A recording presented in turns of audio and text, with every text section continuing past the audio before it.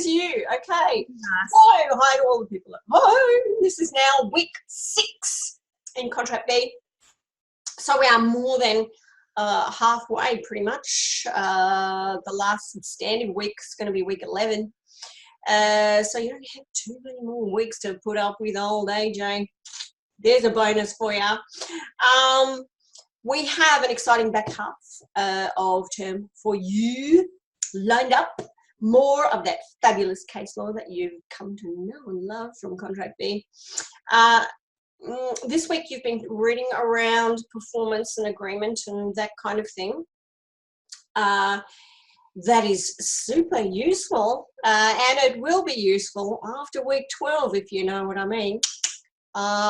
So keep that under your hat. We have lots of other, things to be looking at.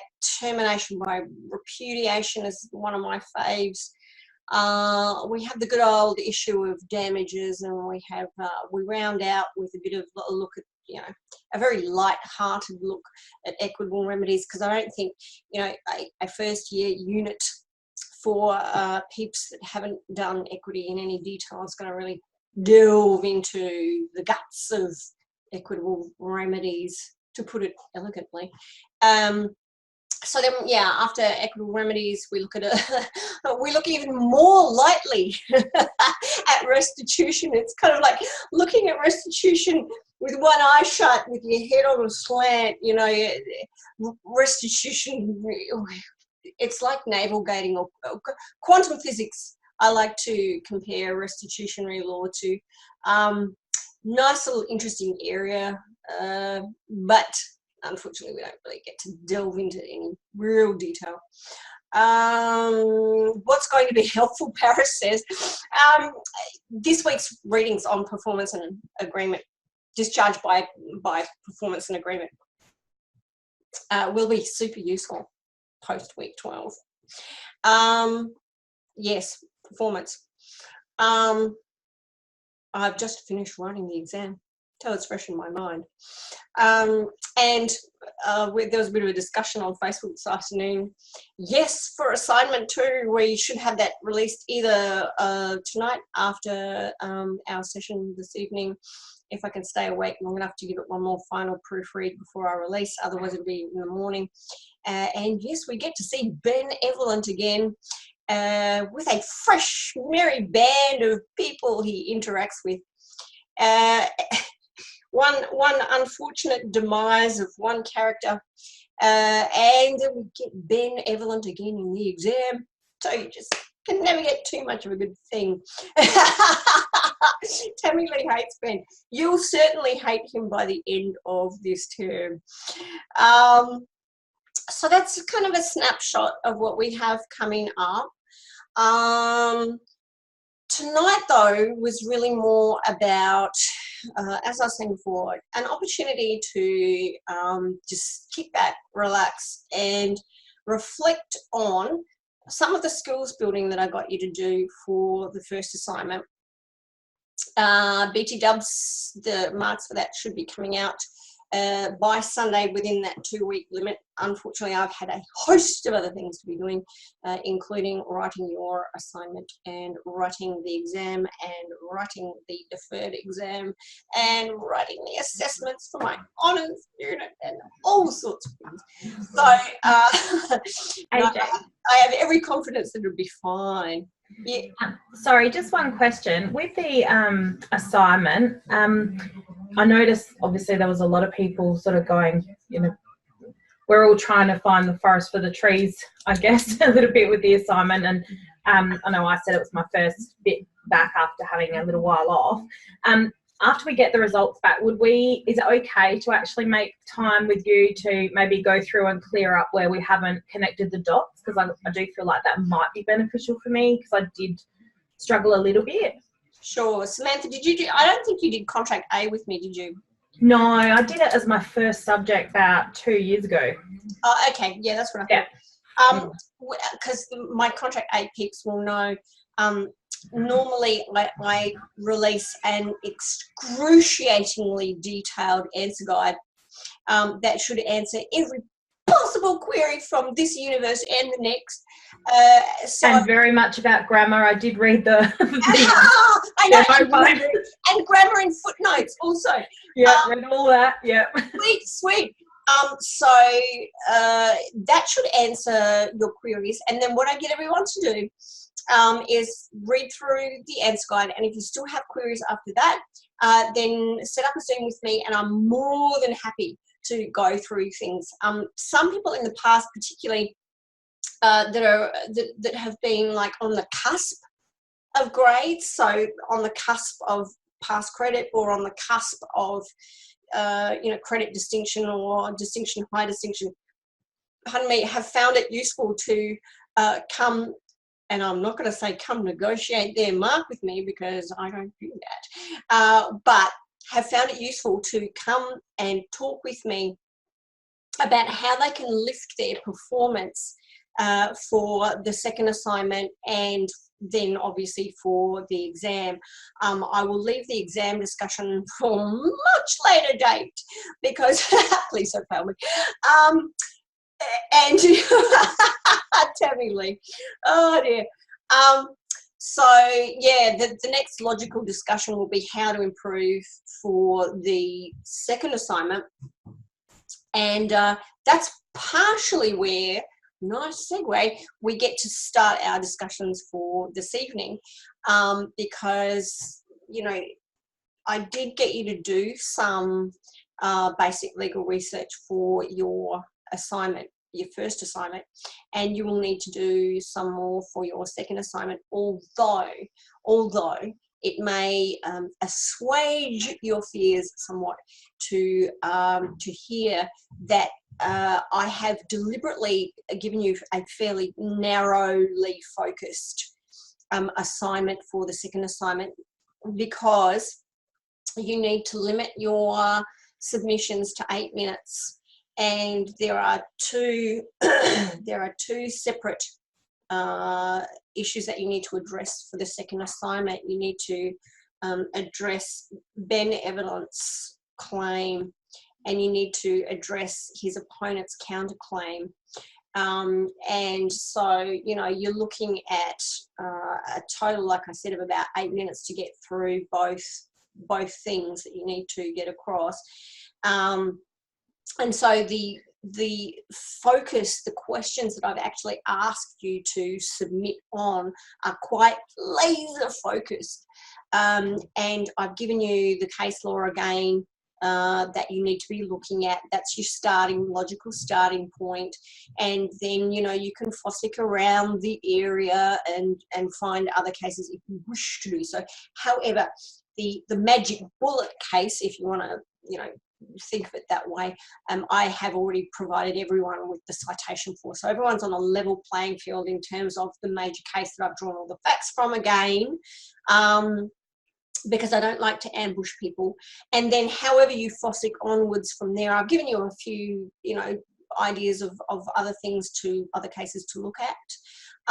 If you want to spiral out from there, not spiral downwards, spiral out from there, then, you know, you can use your research trails to explore a little further afield. But for those that are really time limited,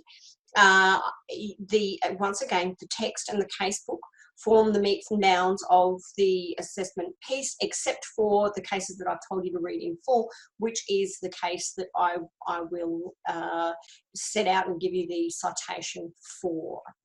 So that is, I guess, the main thing to realise with that. I've given you an exemplar of one of the old lecturers that used to do Contract B doing an actual set of submissions for you. There's another exemplar also up on Moodle, so you can have a little look at that. The instructions are really super fulsome, and they line up with the set of, or mostly line up with the set of instructions that is on last term's exemplar. So that answer guide will be useful. However, do not for 1 minute, do not for one short minute think that the answer guide from the last time round will answer everything for this time round, because if you take that approach, you're gonna really find it's a problem for you come marking. So do look at the exemplar and the answer guide from last time round, but like I said, don't think that it's going to solve all your issues this time around. There is some overlap in what arguments will be made, but there is a wealth of other things for you to explore.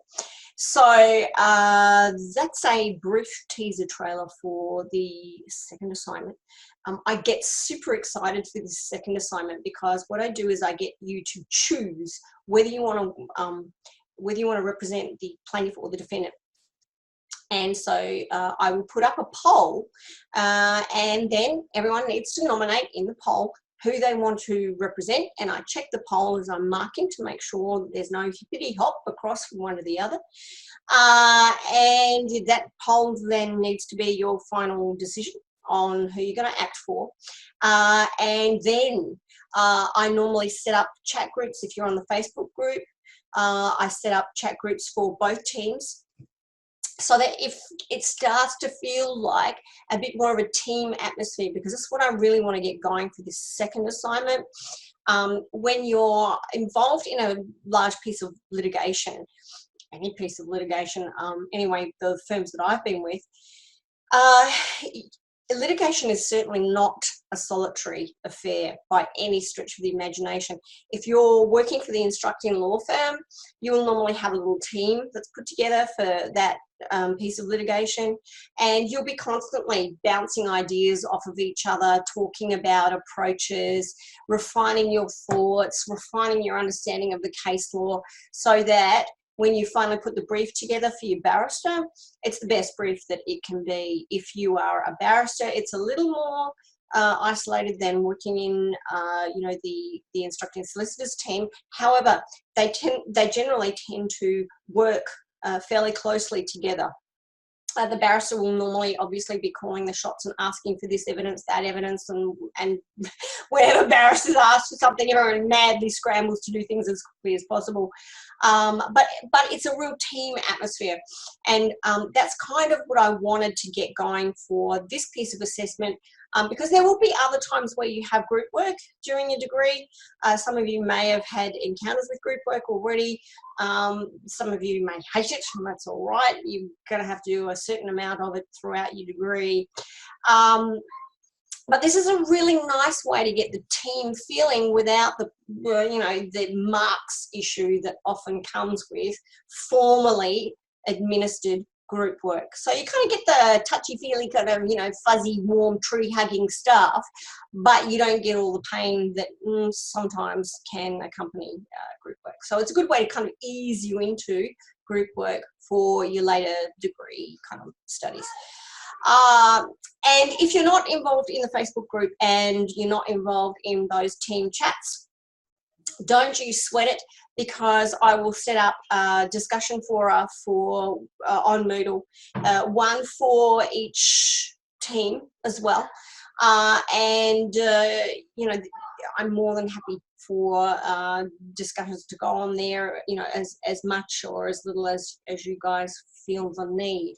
But do take the opportunity, if you can, with this piece of assessment, to really have some fun with it and really start networking with your peers. If you haven't made a serious attempt to reach out and make contacts with your peers yet, I would really encourage you to do so, because it's super useful, not just for this unit, not just for this piece of assessment, but for the rest of your degree. I'm actually doing a paper at the moment that is drawing on some data that I obtained last year. I ran 2 separate surveys of the law cohort at CQU, and there's about, it's not quite, I think it's not quite 700 of us yet, but it's kind of nudging that, maybe just a little over now. And I think we got a really good sample size. It was about 30-odd% of the student cohort responded to this survey that I ran. Unsure if you got an email from me last year about that, but yeah, I called it adversity in online learning. And one of the questions there, well, there was some of interest to this particular discussion, but one of the issues that consistently cropped up in about more than 60% of the answers was that students feel online study is great, but it can be a really isolating experience. And, you know, you can kind of feel that siloed, oh my gosh, you know, I'm constantly in my room grappling with my text on my own, you know, I have to do my assignment of submissions to court, and I'm in my room on my own talking to the camera. And so, you know, what I want you to do with this kind of assessment is try and combat some of those feelings of isolation. Use it as a weapon for yourself to make some contacts that you can move forward with at the end of term and afterwards to assist you with the rest of your degree studies. So that's what we'll be doing for assignment 2. Now, let me just share my messy screen as I normally do. Now, for this week's, is that us? Yes, that's us. Okay, so what we want to look at now is the tutorial for this week, because this will assist us with our work that we need to do for assignment 2. And since we are so few of us this week, I suspect there's a lot of other people weighed down with assignments and whatnot. If you want to just jump in at any time, or if you want to leave your mic on, that's fine. I'm happy for us to just use this as a discussion. Like I said, I'm gonna eat my cheese. So I asked you this week to look at the skills that you've learned. Now, for the first assignment, I did show you a little bit about case-based. And I'm just interested to see, where's my chat box gone? I'm just interested to hear your thoughts on whether you feel like you're proficient with case-based now, or whether you need me to go over it again. Does anybody need me to go through case-based? No, I'm pretty good with it. I'm speaking for myself though. I use it on Lexis, and it's actually pretty awesome and easy. Yeah, that's what I reckon also. So let us go to, where's all my stuff gone? Hold on. Has expired. Sign in again. Hang on, I've got to sign in. Best thing. Yeah, I know. I really like case-based. Goodness. I think I better go back to the library and go back to the main sign-in area. So did you use case-based to get the case that cited Cutter and Powell?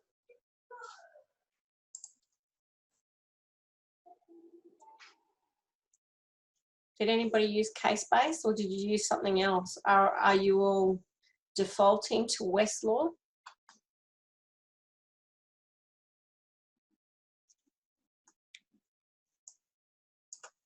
No?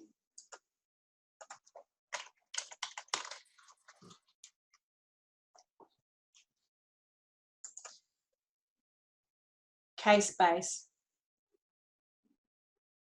Yeah, so you just go down here, case-based cases, add to search filters. There we go. So it's back up here. We just look at case-based cases. What? Go. Oh, don't press the right button. Might help. Go. Waiting for advanced. I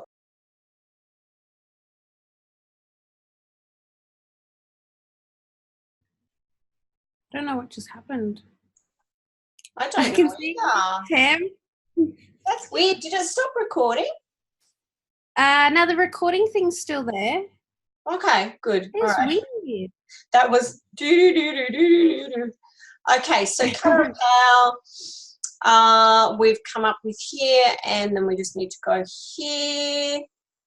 It may be wigging out because I have like a million browsers open. So you can see immediately a whole stack of cases referring to Cutter and Pal, and I think it said must not be from the Queensland or Commonwealth. No High Court cases, obviously no Federal Court cases, no Queensland Supreme Court cases. So if we, oops, where were we? Here we are. So we can immediately cross these ones out, and we can cross that one out. But there's a whole stack of others there that we can immediately find. Yes? So here they all listed, they're listed conveniently for us. Saka Trading, Phillips and Tobias. Samantha, which one did you say you found? Wellborn. Oh, this one here? Is that the one you found, Sam? I think it might have been Tammy Lee that said that. Oh, Tammy Lee. Okay. So that's pretty darn easy. A case in which a contract was terminated by agreement. Now, I'll be interested to see how you went about finding this one. Let me just stop sharing for a second. How did you go about finding a case that referred to termination by agreement? I actually looked for terminated by agreement in Lexis, and there's a search functionality for main words that you can do, and it'll bring up cases that have that particular sentence used, and then I kind of screen them to go through and have a look at what, and then I looked for a contract one, and I kind of went through it that way. Okay, so that's certainly one way of doing it. The only thing is that it can be a little time consuming. Hang on, wait, my chat box is flashing. Termination or performance. Oh, did I say the wrong thing? Let me just share my main screen again. Terminated by agreement. Okay, so we're looking for, Tanefa, we're looking for a case on termination by agreement. Now, a good way to kind of shortcut this kind of potentially needle in a haystack search is if you go, what? Now it's asking me to sign in again. Hang on, I'll just shut that browser. All right. Lexis Advanced Pacific. Let's go back here. All right. So if we go back to our home screen, the easiest way to quickly narrow down the pool of cases that will come up for you and that are potentially relevant to the thing that you're actually looking for, which is contract law, because Amy was saying she had to kind of filter it out and look for the ones that were specifically contract law related. I find the most reliable way is to immediately search for the most reliable textbook, online text or secondary source, that is commentary, that is known to be fairly masterful in the area that you want, so contract law, and then go and see what they say about it. Now, unquestionably, the preeminent authority for contract law in Australia is John Carter's Carter on Contract. Now, if you haven't heard me refer to Carter on Contract before, I guess you probably haven't had me for Contract A. But Carter on Contract is not on the quick links here, and it's kind of a hidden gem. So you go into View All AU Publications and you look on C for Carter, and then here he is in all his living glory. And have a look at this baby. This is every darn thing you could want to know about contract law. And what do we have down here? Discharge of contract. What do we have here? Discharge by agreement. We have general. We have discharge by express agreement, and we have discharge by implied agreement. Carter is fabulous, not the least because it's so comprehensive, but also because it is specifically written with people that are time poor in mind, particularly practitioners.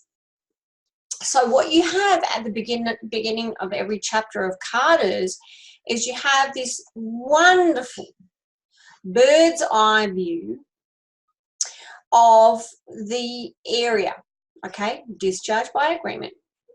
And look at this, just the general principles are all listed out there for you. Then you have this lovely bird's eye discussion of the whole area. And then, ta-da, you have cases aplenty listed and linked for you. Ooh, I can see everyone going, a gold mine.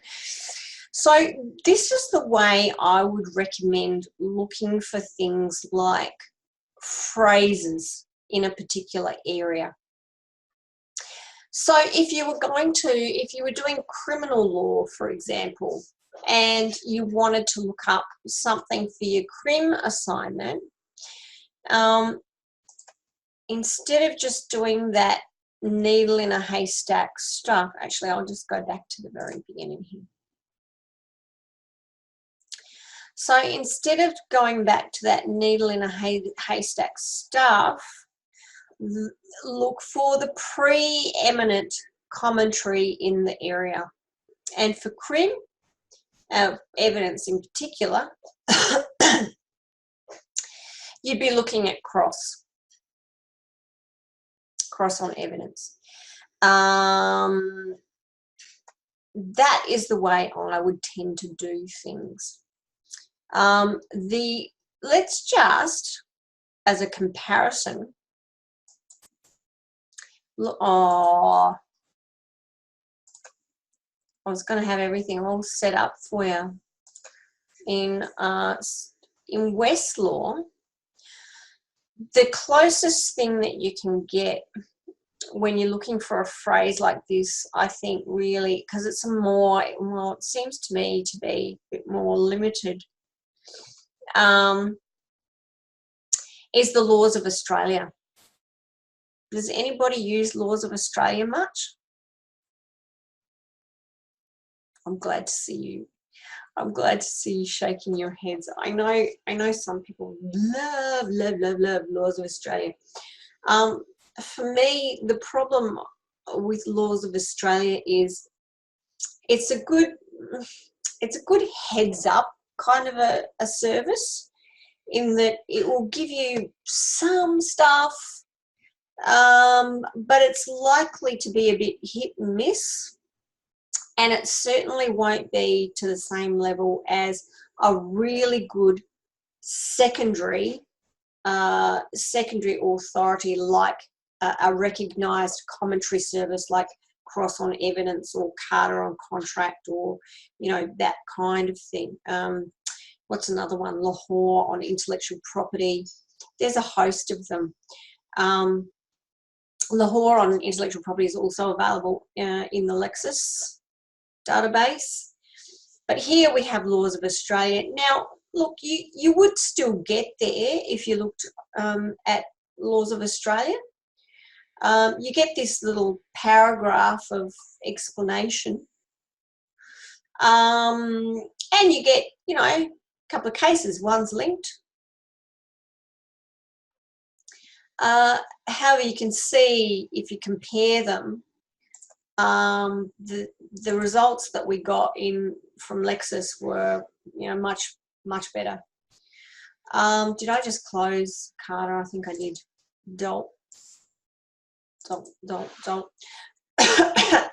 So that's how I would go about finding a case, explaining for me a contract being terminated by agreement. The beauty of also using something like CADA's is that, you know, in all likelihood, if you're having to look up a phrase like terminated by agreement, it's likely that you want to know a little bit more about that phrase and a little bit more about how the relevant principles work. And so it's good to look up something like CADA so that you get that snapshot before you then go down to the cases that are linked. Okay. The only difficulty sometimes with CADA's, and I'll see if I can get it to do it. The only problem is that when you're looking at CADA's, sometimes the cases that are linked on the database end up being non-accessible.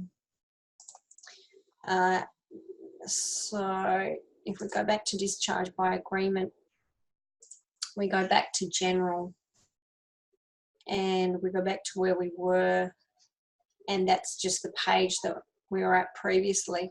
So you've had a little look at your general principles. Obviously it keeps going, and it has, you know, opportunity. You can keep reading it if you want to, as you can see there. However, some of this stuff is not. Let's see if I can get it to do it. Wouldn't you know? I bet this one's linked. No, it's not. Ha! Okay.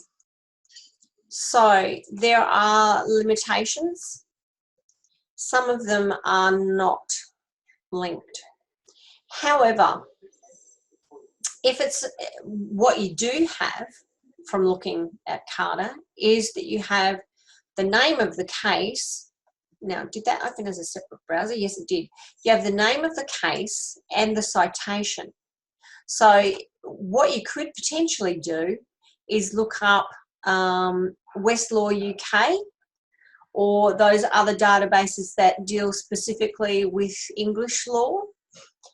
Or if all else fails, and you can't find anything much on Westlaw, which shouldn't be the case, but anyway, if you can't find it on Westlaw and you're hunting around for English cases, where would you look?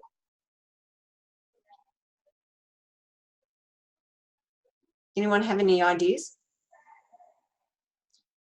Yes, Tammy Lee. You'd look on Bailey. Okay, does anyone not know about Bailey? Does everyone know about Bailey? Talk to me in the chat box. Or just unmute your mic. I'm not sure.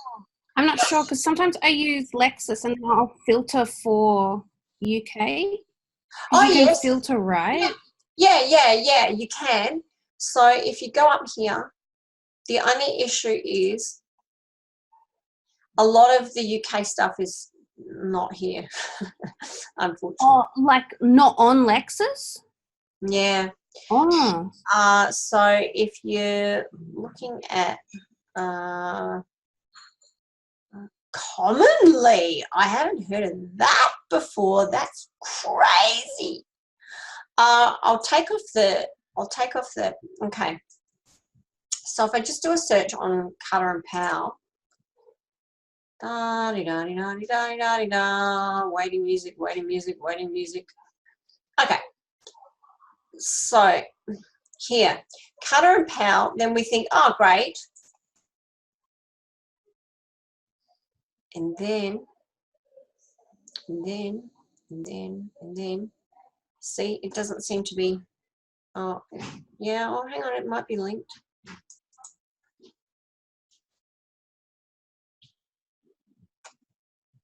Oh, there we go. Oh, is it? Oh, yeah, we got the case here. A case that was really, I was looking for, that was very famous. I can't remember what it was. I think it might have even been Carlyle and the Carbolic Smoke Ball Company. I couldn't find it on Lexis. So Bailey is another one you can look at. If you can't find it on Lexis doing the UK search, and you can't find it on Westlaw, Bailey, whoops. There we go. So it's there, it's the UK equivalent of Ostley. Ew. Yeah, I know. It's like it's a beautiful 90s screen. It's rough. Yeah, man, this was crazy sophisticated when I was first doing online legal research. It was like, wow. So if we look at if we search Bailey and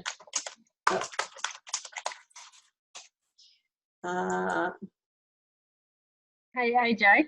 yeah. Just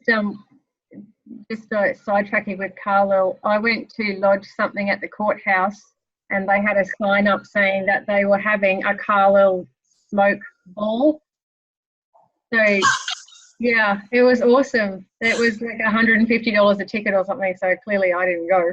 But Oh my gosh, that's I awesome. took a picture of the sign because I thought it was really cool. It was just after we'd finished contract day. So, Oh my gosh, that is awesome. Yeah, remember we did the collection, and we had people found photos, and someone put up a video of students doing the enactment of Carlyle. Was that you, Tammy Lee? You found that video. That was awesome. I don't think I know. That was I'm awesome. not claiming it anyway if I did. So there you go. You can find cases for free on Bailey.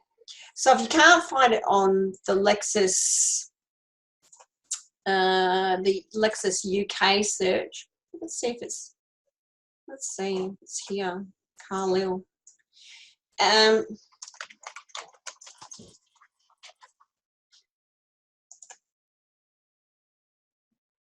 Let's see what it comes up with. That waiting music.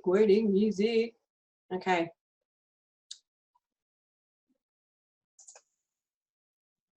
It should be here. Yeah, there we go. Case history. Is it on there?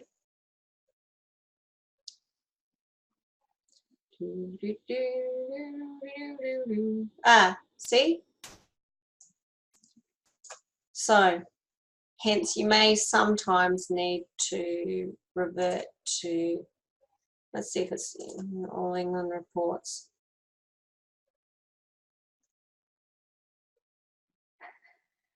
Yeah.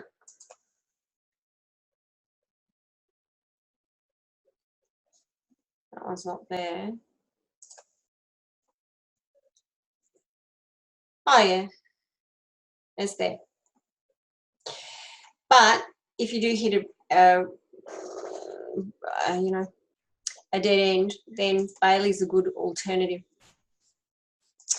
The Westlaw the Westlaw database, I know that there are some diehard supporters of Westlaw, although, you know,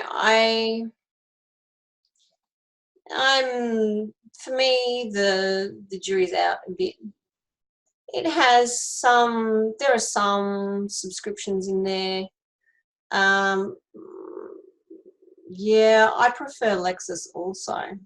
I don't know why. I just do. I think it's like, I was going to say, I think it's like the old Ford versus Holden thing, you know. You're either in the Ford camp or in the Holden camp. Lexus for the win. Yeah, Ford or Holden or Lexus. So yeah, I showed you the result that I got for Westlaw when I searched on discharge by agreement, termination by agreement. Yeah, you get Hallsbury's. Yeah, that's okay. A case in which the de minimis rule was referred to by the judge. How did you go and look for that? Excuse me while I have some cheese. Actually, that was a cashew. And then there's a lot of pepper on it.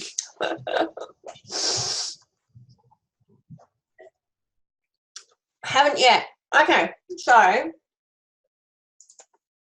if we look, let's see here. So we go back to main page. I would do this exactly as we did before, because if you're looking up cases that deal with the de minimis rule, you're more than likely wanting to know a little bit more about the de minimis rule anyway. So I would simply jump back into Carter's, and you know, you can either do a de minimis rule. See what we get. There we go.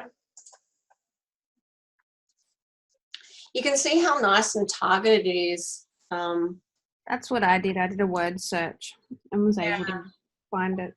Yeah. The reason why I like this is you get the little snippet of the general principles, then you get your bird's eye, and then you get your cases all linked here. So that's probably how I would go about looking for cases on the de minimis rule. It's just about being efficient with your legal research rather than having to wade through great screeds of results. A case in which the court found the contract to be divisible, I would just do that exactly the same as I did before. Once you have you know, a trail of research, and this is why your online, you know, your secondary sources online, that is your commentaries online, are really the best, is that they're going to be super duper up to date. And so you know that if there's any really recent authorities, then they're going to be set out here for you. And then, you know, I find a good way of starting a research trail for cases is looking at well, obviously if there's a standout high court case on the matter, then I'll look at that. But looking at cases that have cited then that high court case, finding the most recent one and kind of working back from there, I find that often proves to be fairly useful, because sometimes a principle, even if there's a really authoritative case, can still have a few lingering uncertainties, and they tend to get worked out over time, obviously, because that's what the doctrine of precedent is all about. So if you start from the most recent case and kind of work back, you'll be starting with the most recent thinking on that principle. And then when you do your research back in time, back to the, you know, authoritative case, you'll find that your thinking on the issue is a little clearer. So that's how I like to look for things like that. Was there anything else we needed to get? Carta on contract. That was the other things I wanted to. No worries, Samantha. See ya. The other thing apart from Bailey that I wanted to bring your attention to, I mean, obviously everyone's looked at Ostley, but when you're looking for, and this is something not really so much for this unit, but when you're looking for journal articles, where do you go if you're looking for journal articles? Where's your first port of call?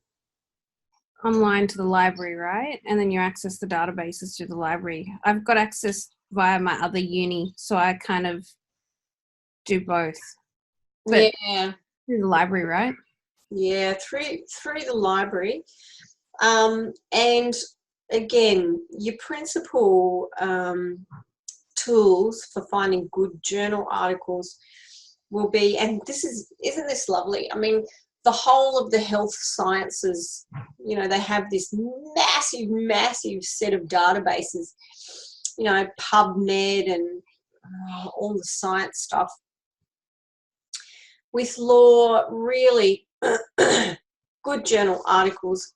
I think the Westlaw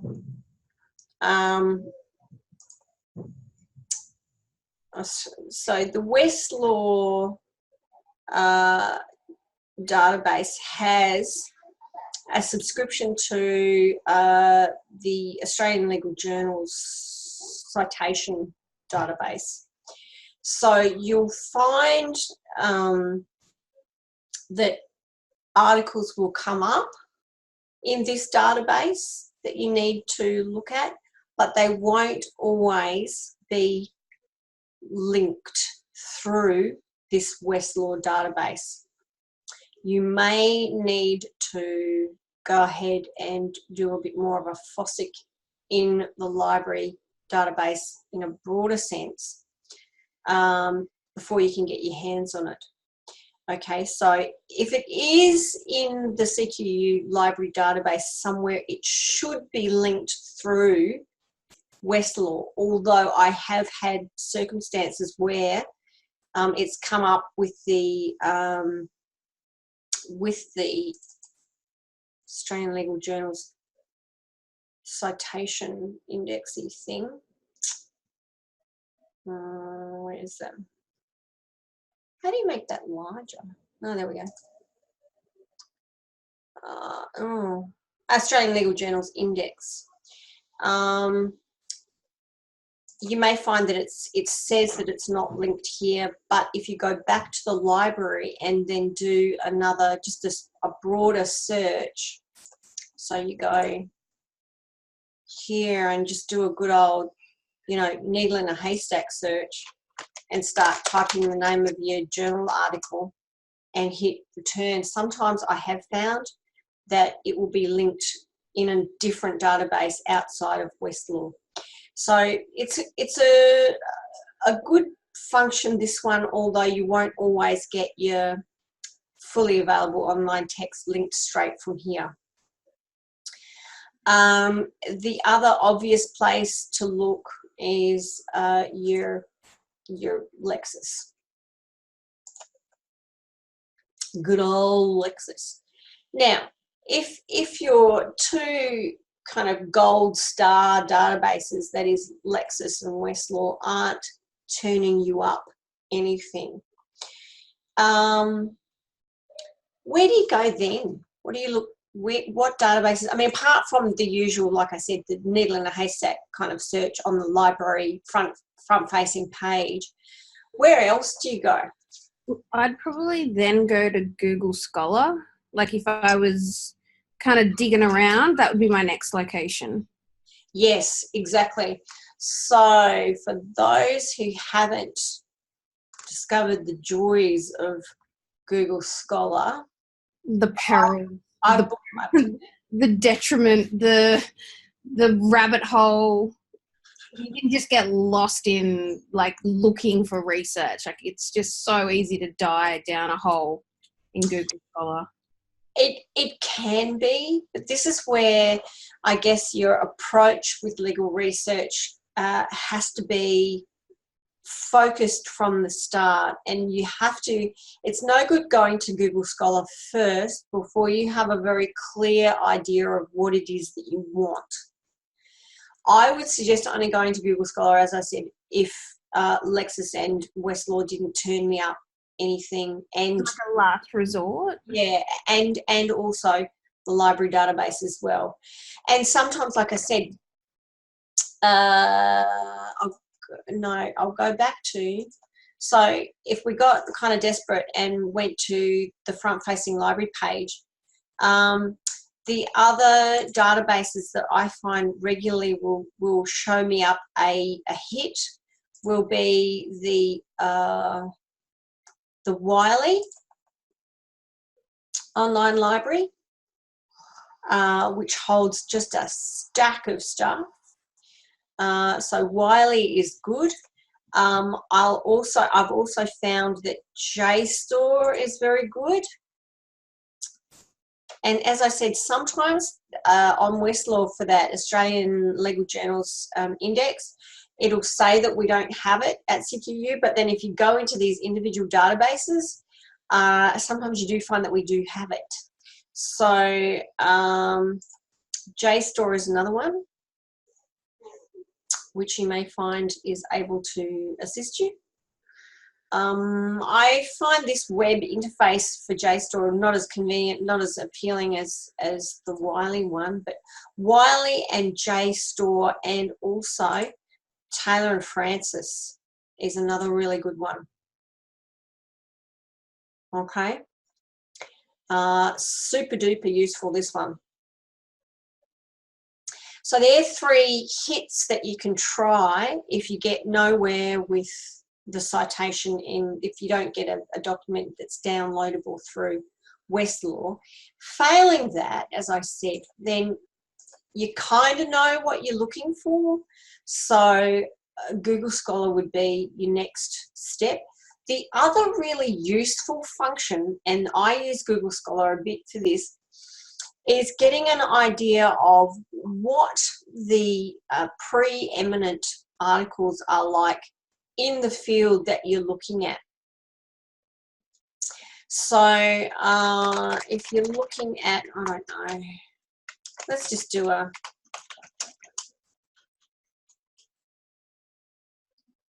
now if we do a search since 2018, so here's your gold mine here, is that you can get documents that are downloadable straight from Google Scholar. They're not, it's a bit hit and miss. As you can see, there's quite a number of results that have come up there. But you do get the odd resource that's been put up in a fully downloadable fashion. You can run your search filters through in terms of time and whatnot. But what I really like is, now why is it not doing that? Oh, it's come up with books and citations. We won't worry about citations. We won't worry about patents. And we'll go since 2015. Now, why is it not doing? Normally it will give you the number of times it has been cited.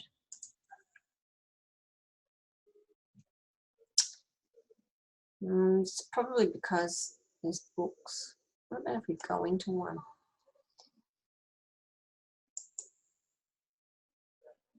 Let's see if we can get there. I was going to say, normally Google Scholar, oh, see, it's taking you to that, which is not as helpful. normally you will get, here we go, cited by. So that one's been cited by 2. This one's been cited by 57. And if you're lucky, maybe we just keep scrolling through. There we go, cited by 7. So a number of them I've hit on. This one's cited by 85. Oh, it's a textbook on contract law. But if you're looking at journal articles, I mean, there are some that have been cited, you know, hundreds of thousands of times. So immediately you get a feel for who is the authority in the area. And that can be useful when you're at the start of a large research project. So that's what I find Google Scholar really useful for. The other thing, the other database, I don't know whether you've used it before, and I noticed a link to it on the previous page. Have you had a little muck around in ResearchGate? Anyone had a muck around in ResearchGate yet? Oh, it's just downloaded it. Let's go to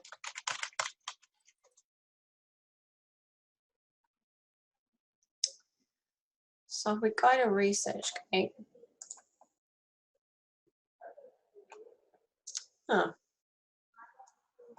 let's see if I can ResearchGate. There we go. So this is me. But you can search for anything you want in here. Basically, ResearchGate is like social media for academics. So you get to have your own profile page and you put up your research items and your projects and a bit about yourself and where you hail from, and you know you have people that follow your research and so forth. Tanofa's used it. Cool bananas. So you can like follow your lecturer's research. Ooh, that's creepy.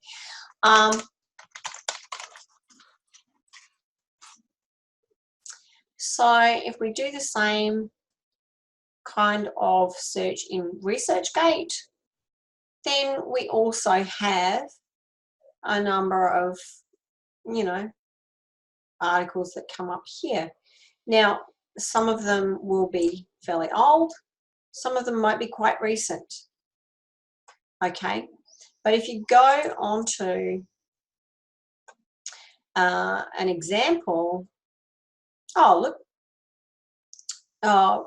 you can request the full text straight from the author, and you can have a little look around because often an author will be interested in the area, so you can see what else that they've actually published in that area. And this is another really cool thing to do too. If you are reading an article and you disagree with something, or you have a question about something and you're feeling really confident, you can actually jump onto ResearchGate, track them down, and you can actually send them a message and ask them about their research. Ask them the question you want to ask them. I've had some awesome responses from other academics on ResearchGate. Usually they're only too happy to discuss their research with you. So that's another really useful way of conducting broader research, possibly more useful for your later year subjects, but I thought I'd just give you a bit of a heads up today, just for completeness. That's about all I've got to show you tonight. Did you have any queries on that? Did you want to share some hidden gems of your own? No? Cool. Well, I hope that was useful. I mean, I guess there's no real way to avoid loads of reading in a law degree, is there?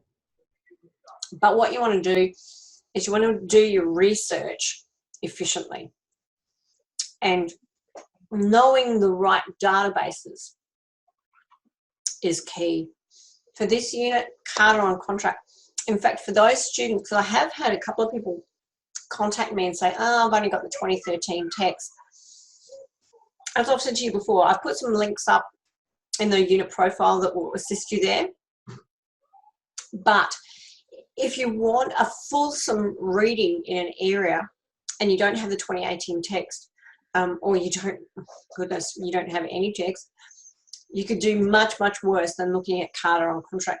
The only problem with CARTA, and the reason why I don't set it for this unit, is because CARTA can become really, really, really uber detailed, and just go on and on and on. I mean, you thought the chapter in Wilmot was long for misrepresentation and misleading or deceptive conduct.